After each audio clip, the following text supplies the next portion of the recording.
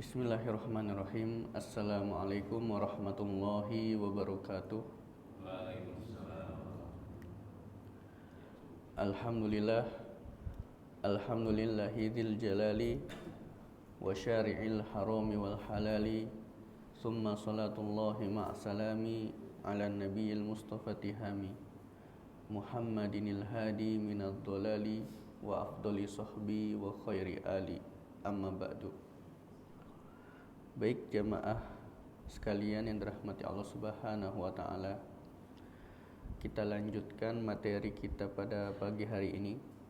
Alhamdulillah, kemarin terakhir kita sudah selesai membahas jatah waris anak perempuan. Jatah waris anak perempuan ada 3 kategori. Yang pertama, dia mendapatkan jatah setengah. Yang kedua, dia mendapatkan jatah 2/3. Dan yang terakhir, anak perempuan mendapat jatah asobah atau sisa. Kapan anak perempuan mendapatkan jatah setengah? Anak perempuan mendapat jatah setengah jika dia tunggal, sendiri, satu-satunya anak. Misalnya ada mayit yang hanya memiliki 1 anak dan anaknya itu perempuan, maka anak perempuannya mendapat jatah waris setengah dari harta peninggalan. Kemudian syarat yang kedua, kapan anak perempuan mendapatkan jatah setengah? Adamul mu'asib, jika tidak ada mu'asib. Mu'asib itu nanti adalah laki-laki yang menjadikan kelompok perempuan itu mendapat jatah asobah, mendapatkan jatah sisa. Itu nanti akan kita bahas pada pembahasan asobah bil ghair. Karena asobah itu ada 3, ada asobah binafsihi, asobah dengan sendirinya, seperti anak laki-laki, saudara laki-laki, paman, bapak, kakek. Nah, semua laki-laki ini mendapatkan jatah asobah atau sisa dengan sendirinya tanpa bantuan yang lain. Ada nanti yang namanya asobah bil ghair. Biasanya asobah bil ghair ini adalah kalangan perempuan, seperti anak perempuan, kemudian cucu perempuan, saudari perempuan.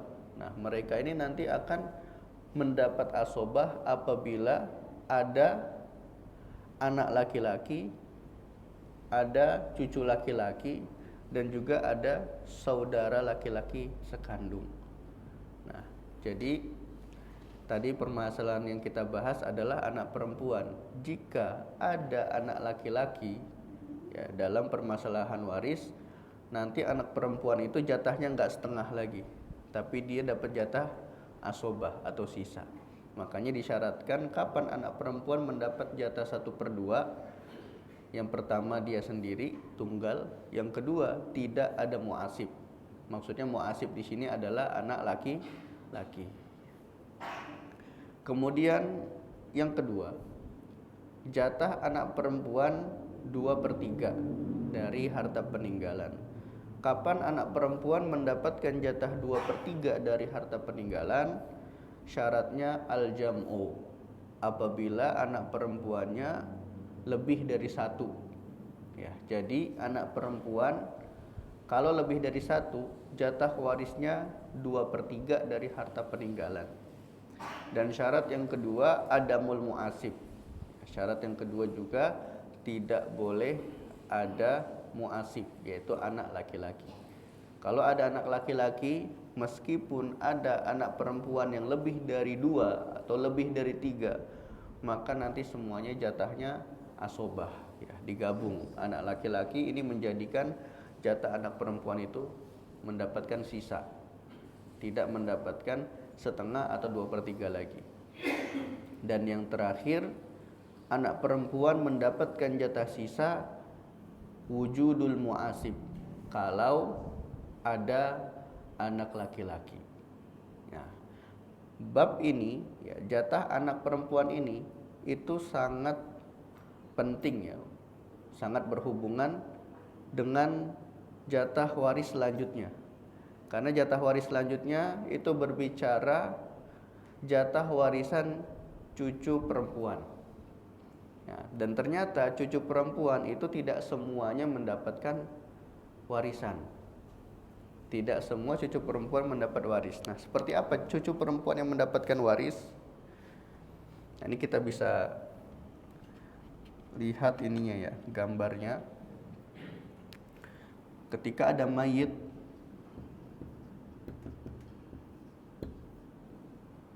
memiliki 2 orang anak, ya, putra dan putri. Ya. Mayit memiliki 2 orang anak, anak laki-laki dan anak perempuan. Kemudian masing-masing anak si mayit juga memiliki anak. Ya, di sini anak putra dan putri.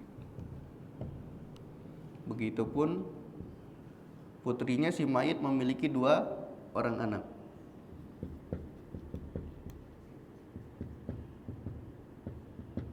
Nah, kalau kita lihat di gambar, mayit punya 2 cucu perempuan. Ya, punya 2 cucu perempuan. Yang pertama, cucu perempuan dari anak perempuan. Yang kedua, cucu perempuan dari anak laki-laki. Yang mendapat waris adalah cucu perempuan dari anak laki-laki. Ya, ini mendapatkan waris. Adapun cucu perempuan dari anak perempuan tidak berhak mendapatkan warisan. Makanya tadi saya katakan cucu perempuan itu tidak semuanya mendapatkan waris. Cucu perempuan seperti apa yang berhak mendapatkan waris? Cucu perempuan dari anak laki-laki. Makanya di dalam kitab-kitab faraid itu diistilahkan dengan bintul ibn. Bintul ibn. Bintu artinya anak perempuan, al-ibn artinya anak laki-laki. Maka artinya anak perempuan dari anak laki-laki. Maksudnya adalah cucu perempuan dari anak laki-lakinya. Bisa dipahami, ya? Nah, maka ketika kita sudah tahu kriteria cucu perempuan yang berhak mendapatkan waris, jatah warisannya itu ada 3. Mendapatkan setengah, ada 4. Mendapatkan jatah setengah, mendapatkan jatah 2/3, mendapatkan jatah 1/6, dan mendapatkan jatah asobah. Nah, jadi putri dari anak cucu perempuan dari anak laki-laki itu jatah warisannya ada 6. Kalau tidak mendapatkan jatah setengah, 2/3, 1/6, atau asobah. Ya.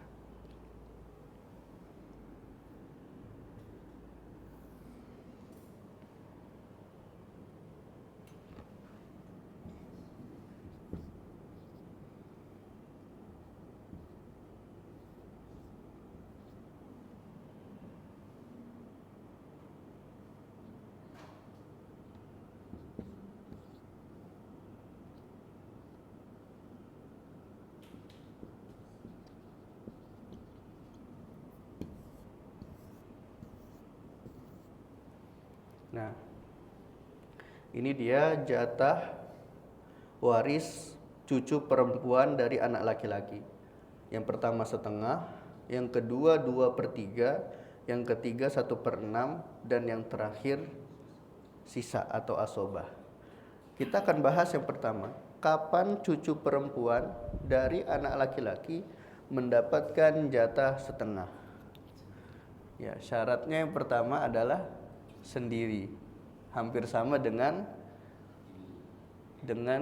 anak perempuan. Ya. hampir sama dengan anak perempuan, dia mendapatkan jatah setengah kalau sendiri. Kemudian yang kedua syaratnya adamul mu'asib. Nah, mu'asibnya cucu perempuan dari anak laki-laki adalah putra laki-laki dari anak laki-laki. Nah, maka kalau kita mau si putri ini mendapatkan jatah setengah, tidak boleh ada putra. Maksudnya tidak boleh ada cucu laki-laki dari anak laki-laki. Kalau ada cucu laki-laki dari anak laki-laki, maka nanti si cucu perempuan ini jatahnya asobah.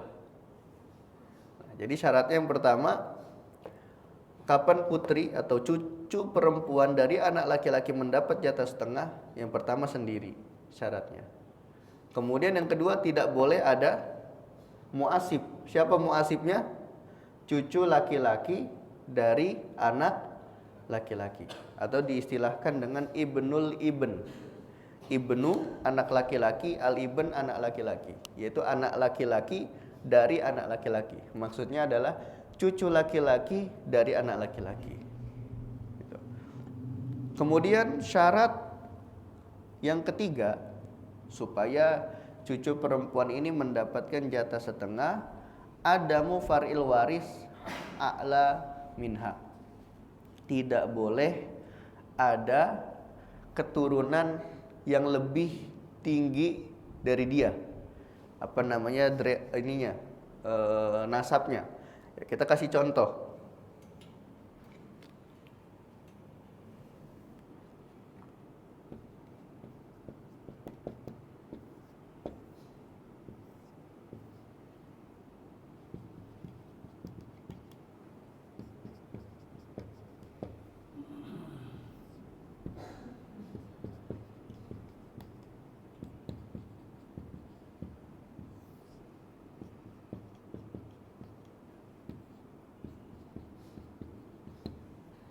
Nah, ini kita kasih contoh. Afwan.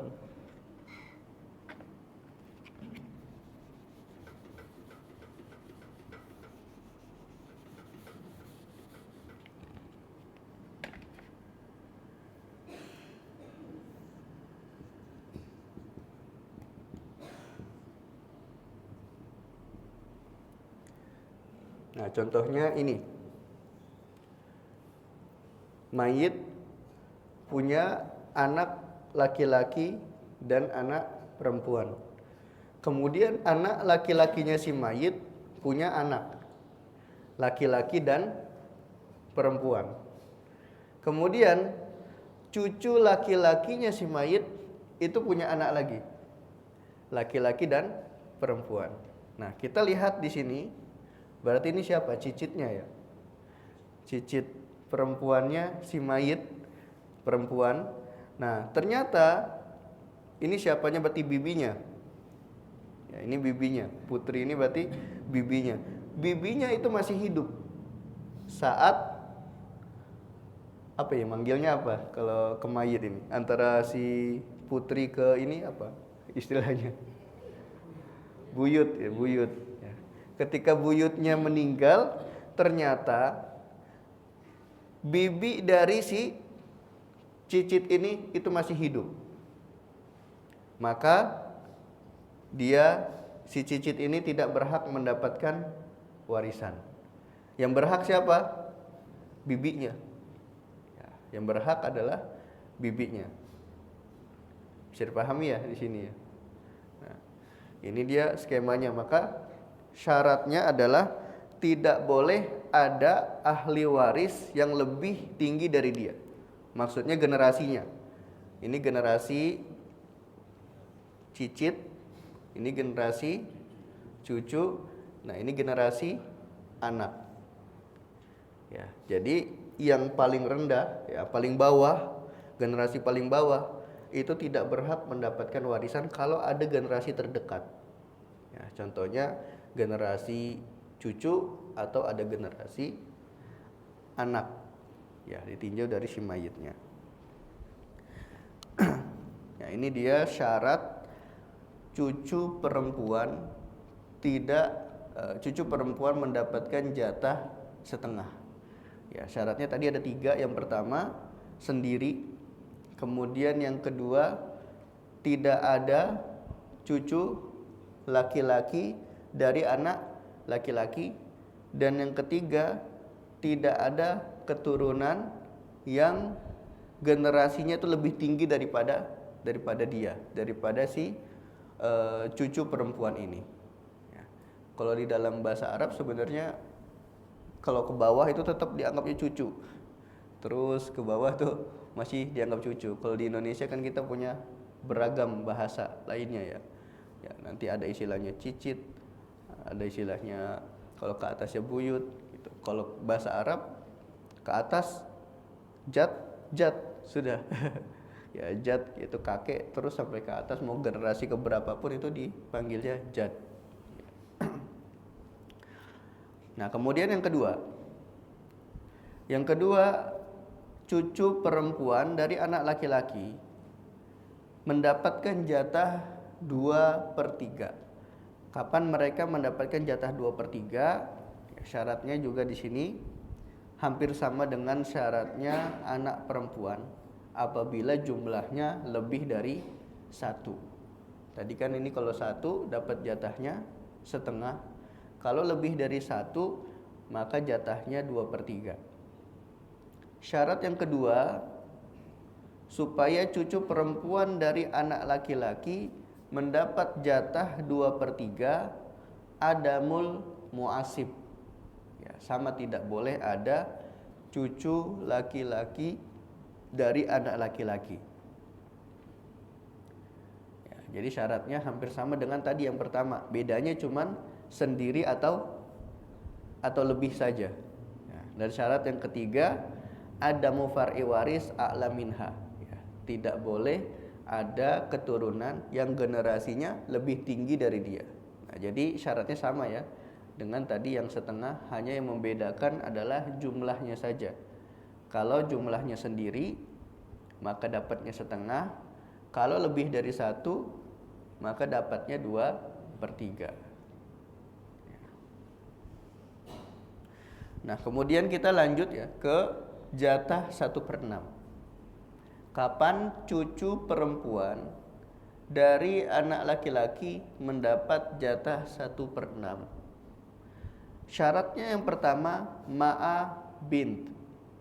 Apabila cucu perempuan itu bersama anak perempuan. Nah, jadi kalau kasusnya seperti ini kan terlalu jauh. Kalau ini terlalu jauh tuh sampai ke cicit. Nah, ini kita hapus. Kita sisakan cucu perempuan dan anak perempuan. Ya, misalnya yang masih hidup itu hanya anak perempuan dan cucu perempuan.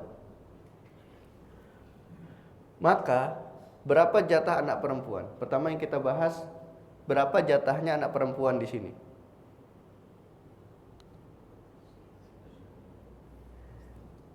Kalau kita kemarin kita bahas ya, anak perempuan mendapatkan jatah setengah kapan?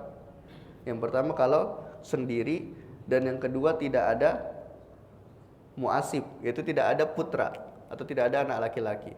Nah, ini kita anggap anak laki-lakinya tidak ada, sudah wafat. Ini juga kita anggap sudah wafat. Nah, dalam permasalahan warisnya, ya, ketika si mayit itu meninggal, ternyata ahlu waris yang masih hidup itu ada anak perempuan dan cucu perempuan dari anak laki-lakinya yang sudah meninggal. Berapa jatah cucu perempuan dari anak laki-laki yang sudah meninggal? Maka di sini kita coba bahas putrinya dulu, anak perempuan si mayit. Ya. Anak perempuan si mayit karena dia tunggal, karena dia sendiri dan tidak ada muasib, maka jatahnya setengah. Jatah dia setengah di sini. Nah, setelah kita tahu jatahnya setengah, kita pindah ke putri. Ya, ternyata Dalam kasus ini putri itu tidak dihalangi, maksudnya cucu perempuan tidak dihalangi oleh anak perempuan si mayit atau bibinya 100%. Tidak dihalangi 100% dari mendapatkan waris. Makanya nanti kalau dalam bab hijab, dalam bab hajab menghalangi, itu ada dua macam. Hajab itu ada dua macam, ada hajab hirman dan ada hajab nukson. Ada yang menghalangi 100%, ada yang menghalangi tidak 100%. Tidak 100% berarti nanti jatahnya berkurang. Yang tadinya kalau tidak ada bibi, si putri ini, si cucu perempuan ini dapat berapa? Dapat setengah harusnya. Ya, kalau tidak ada bibinya, si cucu perempuan ini harusnya dapat setengah. Tapi karena ada bibinya, maka si bibi ini mengurangi jatah si cucu perempuan. Nah, berarti berapa jatahnya di sini? Maka jatahnya 1/6. Ya, jadi jatah si cucu perempuan dari anak laki-laki yang sudah wafat di sini 1/6. Alasannya kenapa? Karena ada bibinya atau anak perempuan kandung si mayit. Jadi anak perempuannya mendapat jatah 1/2, sedangkan si cucu mendapatkan jatah 1/6. Nah, maka di sini kasusnya bukan hajab hirman, tidak menghalangi 100%, tapi adanya anak perempuan si mayit ini menghalangi si putri dari menghalangi si cucu dari mendapatkan setengah harta warisan. Yang harusnya setengah menjadi 1/6. Ya, itu nanti namanya disebut hajbu nukson, ya, menghalangi sebagian. Gitu. Nah, kemudian beliau juga mengatakan di sini dalam kitab, kapan seorang cucu perempuan dari anak laki-laki mendapatkan jatah 1/6. Yang pertama tadi ma'abint bersama anak perempuan si mayit. Yang kedua bersama bintu ibn a'la minha warisatun bin nisfi. Atau kalau tidak ada anak perempuan dari si mayit bersama cucu perempuan si mayit yang lebih tinggi generasinya daripada dia. Ya, kita kasih contoh lagi. Ya, kita kasih contoh lagi di sini.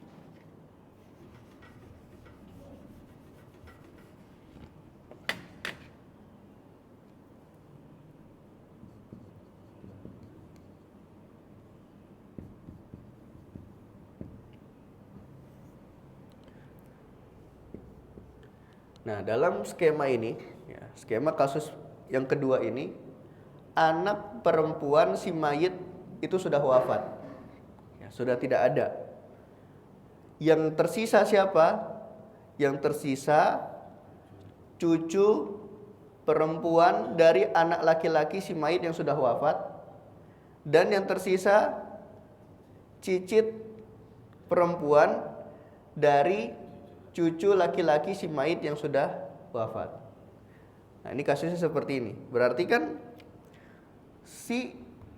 yang putri ini kan dia sebagai cicitnya, ke atas ini berarti bibi ya, bibi perempuannya. Nah, kasusnya sama seperti yang tadi. Karena bibi perempuannya ini mendapatkan jatah 1/2. Seperti yang tadi sudah kita bahas. Karena dia sendiri, kemudian tidak ada muasib, yaitu cucu laki-laki dari anak laki-laki, dan juga tidak ada ahli waris yang lebih tinggi dari dia. Maka cucu perempuannya mendapat jatah setengah. Nah, sekarang kita bahas cicitnya. Cicitnya pun sama, jatahnya 1/6. Karena apa? Karena dia bersama bibinya, dalam kurung cucu perempuan dari anak laki-laki yang sudah wafat. Ya, bisa dipahami ya di sini ya. Mungkin kita kasih waktu sejenak untuk mencoba meresapi dulu ya apa yang tertulis di papan tulis.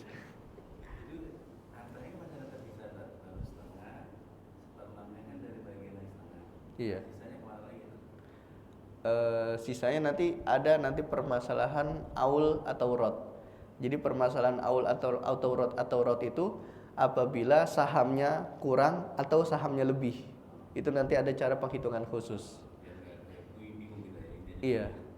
Kalau sekarang kita ngebahas jatahnya dulu. Adapun nanti cara membaginya seperti apa, itu nanti ada pembahasan selanjutnya.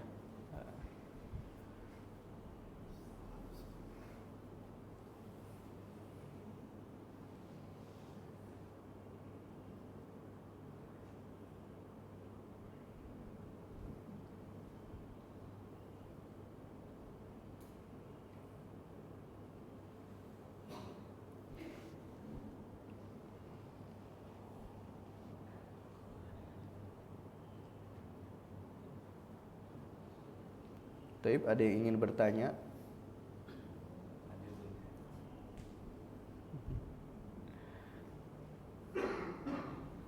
Ya, bisa diresapi dulu ya, dipahami dulu.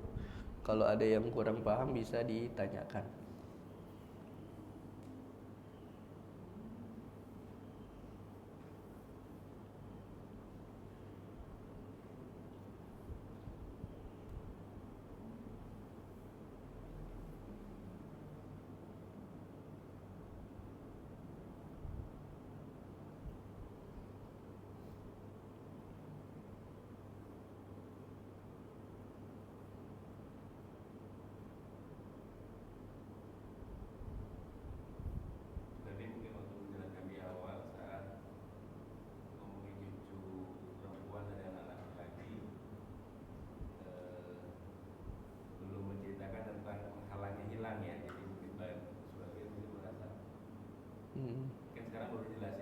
Iya. Bahwa ini semua terjadi jika ada jika penghalang itu tidak ada kan? Iya, betul. Dari awal kan Ustaz belum ngomongin itu tuh. Jadi orang merasa kok cucu perempuan dan anak laki-laki kok dapat.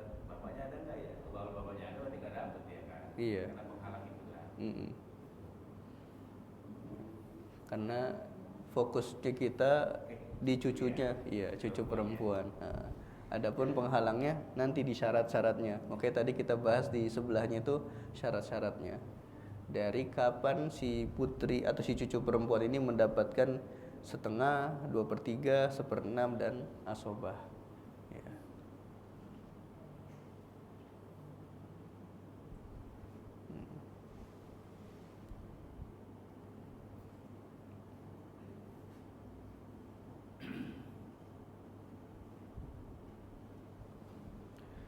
Kita lanjut lagi ya. Satu syaratnya lagi, satu jatah lagi dari cucu perempuan dari anak laki-laki, yaitu asobah, mendapatkan jatah sisa.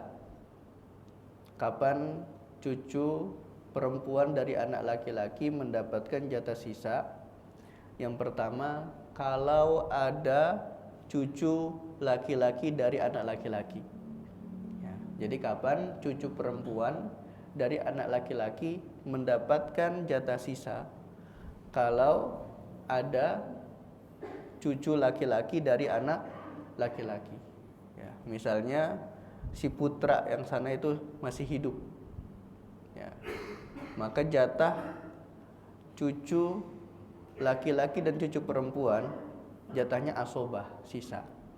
Nah, jadi kapan mereka mendapatkan jatah sisa? Yang pertama, wujudul mu'asib, adanya mu'asib, yaitu ibnul ibn, atau kalau kita sederhanakan cucu laki-laki dari anak laki-laki ya. Contohnya seperti ini. Dia punya saudara gitu dia. Iya, dia punya saudara. Iya, betul. Punya saudara laki-laki ya. Ini masih hidup, maka nanti keduanya mendapatkan jatah asobah. Dan syarat selanjutnya, cucu perempuan dari anak laki-laki mendapatkan jatah asobah adamu ibn. Nggak boleh ada anak laki-laki dari si mayit ya. Jadi anak laki-laki si mayit itu tidak boleh ada, harus sudah wafat. Kalau masih ada ya, maka jatah semuanya untuk siapa? Anak laki-laki si mayit. Nah, makanya disebutkan nanti semuanya itu di syarat-syaratnya. Nah, artinya kalau anak laki-laki si mayit itu masih hidup, ya sudah, berarti cucu-cucunya tidak mendapatkan jatah warisan. Semuanya sudah diberikan ke siapa? Ke anak laki-lakinya, gitu. Ya, makanya disyaratkan ada muibn, tidak boleh ada anak laki-laki kandung si mayit. Kalau ada, semua jatahnya diberikan kepada anak laki-laki kandung si mayit. Atau tidak boleh ada cucu laki-laki dari anak laki-laki si mayit yang lebih tinggi dari dia. Misalnya putra si mayit itu sudah wafat, kemudian si putranya ini, anak laki-laki si mayit itu punya anak laki-laki. Anak laki-laki dari anak laki-laki si mayit punya anak lagi, putra dan putri. Nah, maka ini tidak berhak mendapatkan warisan selama masih ada bapaknya. Ya. Iya, jadi nanti bapaknya lah yang berhak mendapat jatah asobah. Nah, makanya biar lebih mudah kita pahami, untuk bagan yang sebelah kanan ini itu menjelaskan kualifikasi cucu perempuan yang berhak mendapat warisan. Ini tidak membahas syarat. Ini cucu perempuan seperti apa yang berhak mendapat warisan?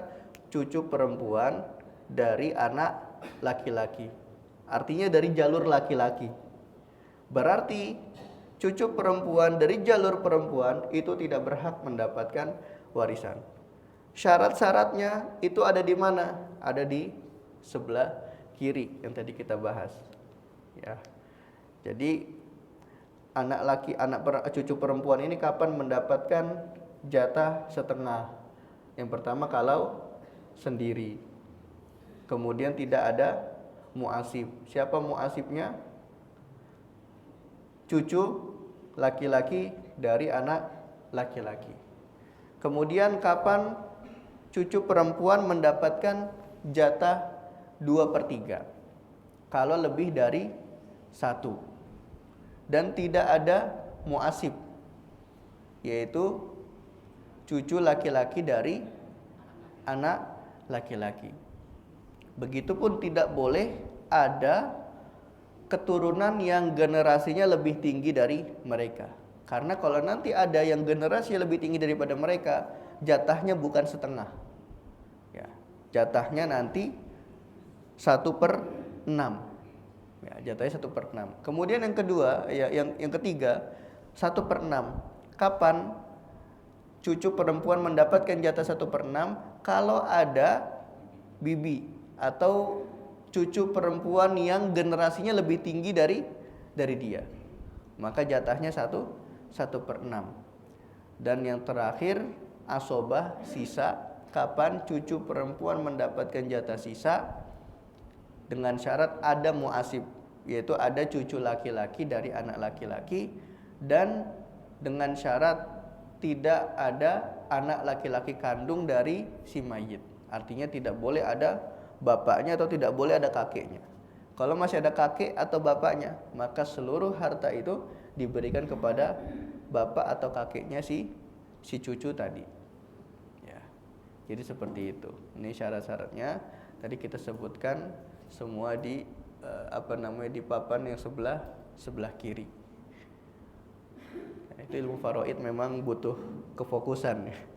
Butuh lebih fokus lagi untuk mengkajinya, ya, butuh diulang-ulang kasusnya.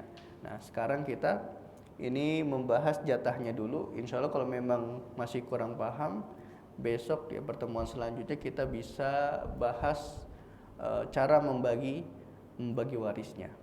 Gitu. Nah, meskipun sebenarnya ini kita masih tersisa 2 jatah lagi. Jatah saudari kandung dan jatah saudari sebapak.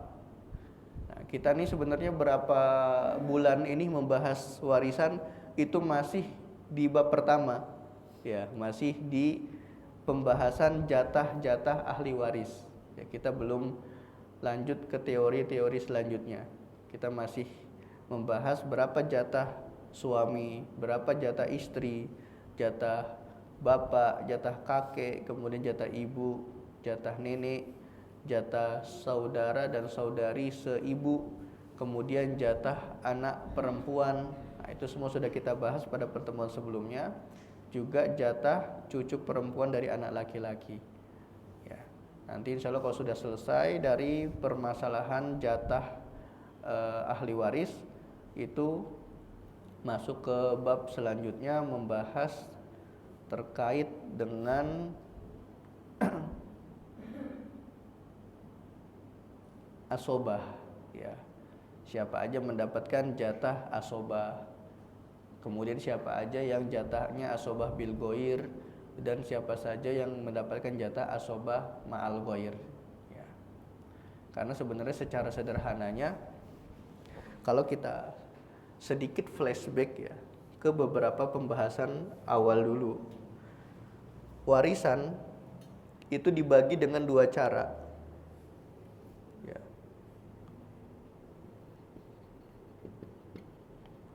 Itu dibagi dengan dua cara, dengan farad atau dengan asabah, ya.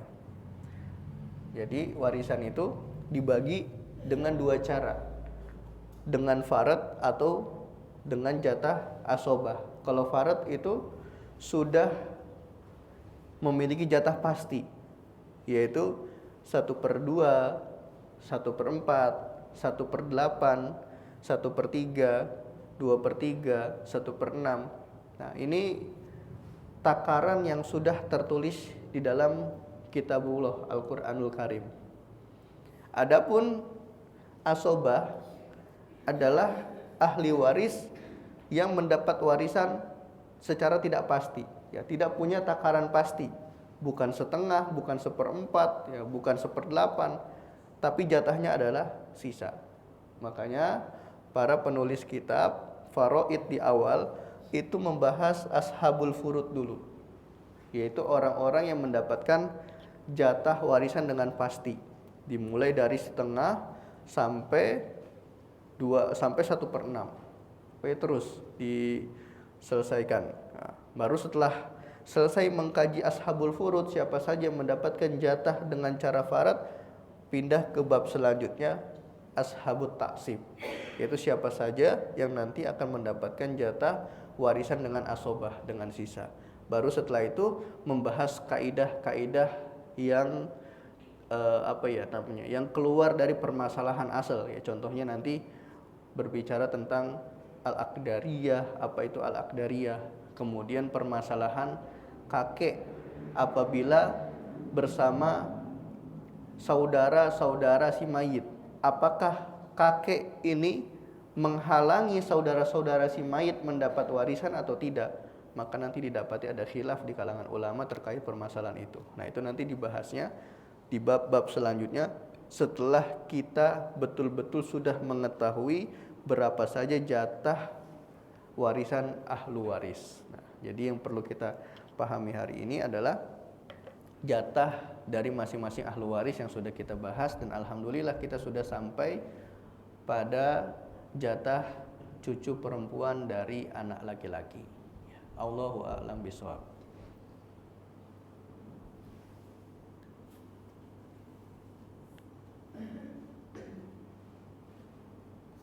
Ya.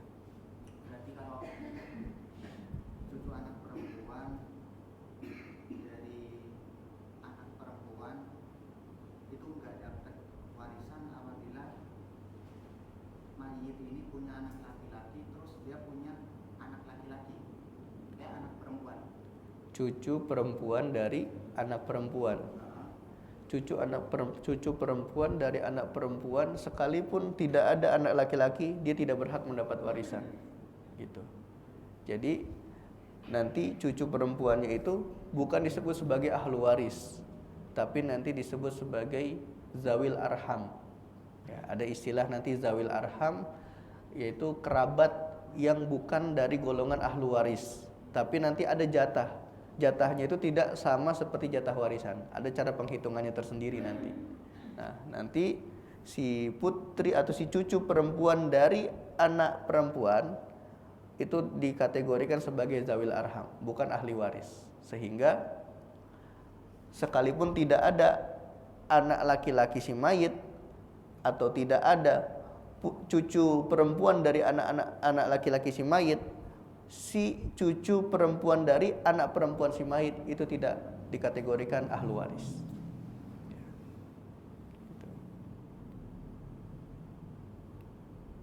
Ya, nanti ada beberapa zawil arham, contohnya seperti bibi dari ibu, bibi dari jalur ibu, kemudian juga paman dari jalur ibu, itu tidak dikategorikan sebagai ahli waris, tapi kategorinya sebagai zawil arham. Gitu. Nanti akan dibahas di akhir-akhir kitab faraid siapa saja yang masuk dalam kategori zawil arham yang bukan dari golongan ahli waris. Dan ternyata nanti nggak semua kerabat itu masuk dalam kategori ahli waris. Ya. Nanti ada kerabat yang masuknya ke zawil arham.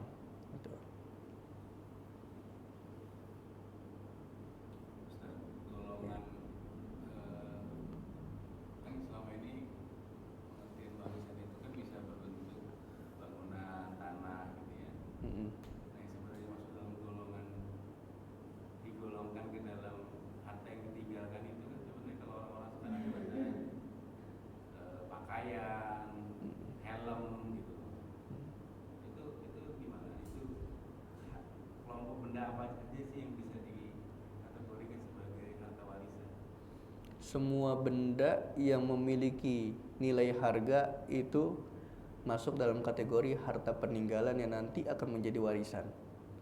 Helm itu juga termasuk. Kemudian apa lagi, misalnya kacamata, pakaian, itu juga masuk dalam harta peninggalan. Ya, sepeda. Ya, pokoknya dia memiliki nilai. Ya, dia memiliki nilai harta. Nah, kan selama ini yang terjadi kalau pakaian si ahli waris itu kadang dibeli sesukanya itu. Ya kan? Pada rebutan malah. Kain-kain di neneknya diambil. Nah, itu harusnya nggak boleh ya? Harusnya nggak boleh. Tapi kalau memang sudah urfnya pakaian itu dianggap tidak berharga, maka nanti dia tidak masuk dalam kategori harta warisan. Nah, kalau misalnya pakaian yang ditinggalkan itu nominal harganya mungkin dianggap sama ahli warisnya receh gitu. Nah, maka pakaian yang dibagi-bagikan itu boleh dibagikan ke siapapun karena dia nanti tidak dianggap sebagai harta peninggalan. Adapun kalau yang pakaiannya branded ya, yang harganya bisa mahal, itu tentu dinilai berharga oleh ahli waris dan tidak boleh diambil sembarangan oleh yang bukan ahli warisnya. Itu nanti harus dibagi ke ahli waris. Jadi kayak helm atau pakaian yang dia memiliki nilai harga yang tinggi, memiliki nilai harga bagi ahli warisnya, ya bagi ahli waris itu punya kimah, punya harga, maka nggak boleh orang lain itu ngambil. Harus dibagi sesuai dengan jatah warisan yang sudah dibahas. Adapun kalau menurut ahli warisnya, oh pakaiannya nggak dipakai lagi, ya udah nggak apa-apa, yang mau ambil saja. Nah, berarti kalau seperti itu sudah dianggap sebagai harga yang receh ibaratnya, itu tidak dimasukkan lagi ke harta peninggalan warisan gitu. Nanti tinggal dikembalikan saja ke urfnya, ke budayanya gitu. Karena kan hati yang kalau orang yang paham kan dia punya penilaian terhadap barang itu kan. Iya, betul. Artinya bisa jadi sebagian keluarganya menganggap tidak berharga, tapi buat orang lain karena itu haknya si pemilik waris. Iya. Harus ridho di situ kan, harus Iya. ada akad untuk melepaskan sebenarnya ya. Jadi nanti patokan nilai itu ditinjau dari ahli warisnya. Kalau ahli warisnya semua mengatakan, oh ya udah nggak apa-apa ambil aja, nah itu boleh dibagikan. Tapi kalau ada ahli waris yang pengen, lebih diutamakan ke ahli waris. Ya.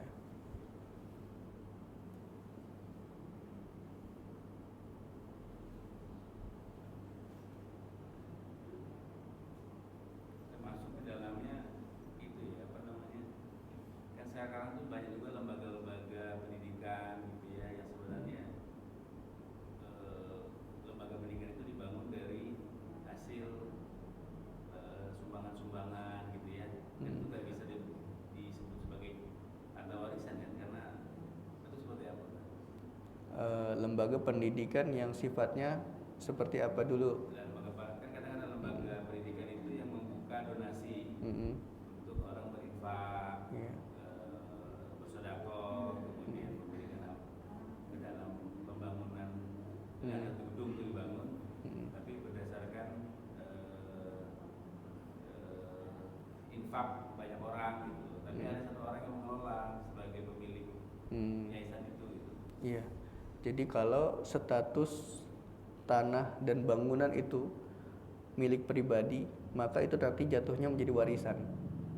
Kalau lembaga pendidikan yang dibangun ini, tanah dan bangunannya itu milik pribadi, maka nanti statusnya sebagai harta peninggalan yang dibagi ke ahli warisnya. Adapun kalau status tanah dan bangunannya itu wakaf, meskipun yang mewakafkan satu orang, itu nanti tidak boleh diberikan ke ahli waris. Jadi tidak ada lagi hak ahli waris terhadap tanah dan bangunan yang sudah diwakafkan. Karena tanah wakaf atau harta wakaf itu sudah tidak ada pemilik. Ya, pemiliknya adalah Allah Subhanahu wa taala gitu. Makanya kenapa lembaga pendidikan, kalau kita mau ngurus lembaga pendidikan ke pemerintahan atau ke Kemenak, itu harus diwakafkan, harus ada yayasan. Kenapa? Karena untuk menghindari terjadi sengketa. Mereka tidak mau ketika lembaga pendidikan sudah berjalan, kemudian nanti pemiliknya wafat dan ahli warisnya memperebutkan, akhirnya terjadi sengketa.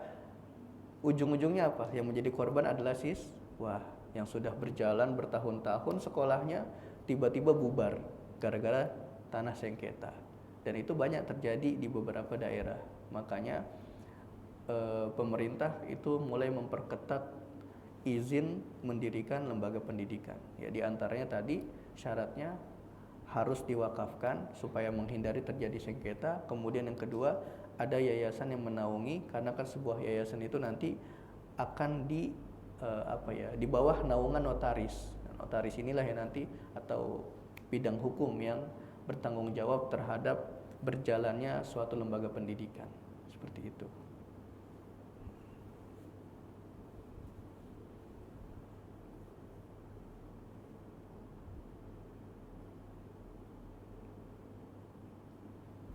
Ibu-ibu ada nggak yang mau tanya? Ada? Atau nggak menyimak ibu-ibu ngobrol?